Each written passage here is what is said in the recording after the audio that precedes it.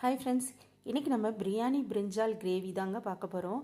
அதாவது பிரியாணிக்கு சைட் டிஷ்ஷாக வைப்பாங்களே அந்த கத்திரிக்காய் தொக்கு. அதுக்கு முதல்ல நம்ம எண்ணெய் விடாமல் ஒரு இரும்பு கடாய் எடுத்துகிட்டு அதில் நிலக்கடலை, நான் பச்சை நிலக்கடலை தாங்க எடுத்துருக்கேன். அதை எடுத்து அது கூடவே கொஞ்சமாக வெந்தயம் சேர்த்துட்டு அதை ரெண்டு சேர்த்து நல்லா வறுக்கணும். அது ஓரளவு நல்லா வறுத்து வந்ததுக்கு அப்புறமா அது கூட வெள்ளை எள்ளு சேர்த்துக்கோங்க. ஏன்னா வெள்ளை எள்ளு போட்ட கொஞ்ச நேரத்துலேயே அது வெந்து பொறிஞ்சு வந்துடும். அதனால் அதை கடைசியாக தான் சேர்க்கணும். ஸோ இது மூணையும் வறுத்து எடுத்து ஆற விட்டு அதை மிக்சியில் போட்டு நம்ம அரைச்சி எடுத்துக்கணும்.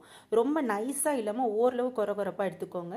அதுக்கப்புறமா இன்னொரு பேன் எடுத்து அதில் சன்ஃப்ளவர் ஆயில் இல்லை நல்லெண்ணெய் எது வேணாலும் விட்டுக்கலாம். அதில் நம்ம தேவையான கத்திரிக்காய் எடுத்து இது கொஞ்சம் பெரிய கத்திரிக்காய்ன்றதுனால அதை நான் 2 பாதியாக வெட்டி அதுக்குள்ளே நான் கீறி விட்டுருக்கேன். சின்ன கத்திரிக்காயாக இருந்தால் அதை கட் பண்ணாமல் ஜஸ்ட் அதை 4ஆக கீறி மட்டும் விட்டு அதுக்குள்ளே நம்ம முழுசாக போட்டால் இன்னும் நல்லாயிருக்கும்.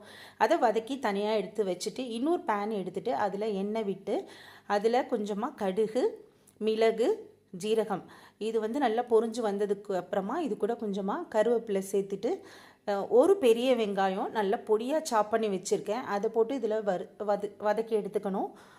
வெங்காயம் கோல்டன் ப்ரௌன் வந்ததுக்கப்புறமா அது கூட நம்ம காரத்துக்கு ஏற்ற மாதிரி மிளகாய் சைஸுக்கு ஏற்ற மாதிரி 2 இல்லை 3 மிளகாய் ஆட் பண்ணிவிட்டு அது நல்லா வதங்கினதுக்கப்புறம் 1 ஸ்பூன் ஜிஞ்சர் கார்லிக் பேஸ்ட்டு போட்டு அதையும் நல்லா வதக்கிக்கணும். அது பச்சை வாசனை போனதுக்கப்புறமா நம்ம காரத்துக்கு தேவையான அளவுக்கு 1 ஸ்பூனோ 1.5 ஸ்பூனோ மிளகாய்த்தூள், மல்லித்தூள், மஞ்சத்தூள் இது 3த்தையும் சேர்த்து இதே நல்லா வதக்கணும். இதோட பச்சை வாசனை போனதுக்கப்புறமா அது கூட நம்ம கட் பண்ணி வச்சுருக்கிற பெரிய பழுத்த தக்காளி ஒன்று அதையும் கட் பண்ணி இதில் போட்டு நல்லா வதக்கிக்கணும். அது நல்லா வதங்கினதுக்கப்புறமா நம்ம தேவையான அளவு கல் உப்பு சேர்த்து அதையும் சேர்த்து நல்லா கிளறி விடணும்.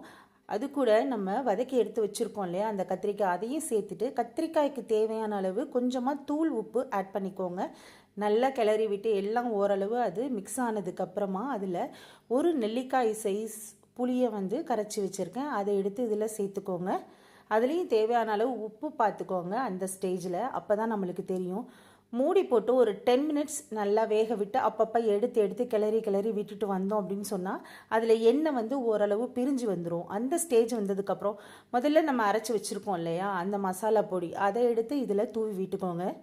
வேணும்னா ரொம்ப ட்ரை ஆன மாதிரி வேணும் அப்படின்னா ட்ரையாக வச்சுக்கலாம். இல்லைனா லைட்டாக தண்ணி ஆட் பண்ணிவிட்டு கொதிக்க விட்டு இறங்குனா பிரியாணி கத்திரிக்காய் மசாலா ரெடி.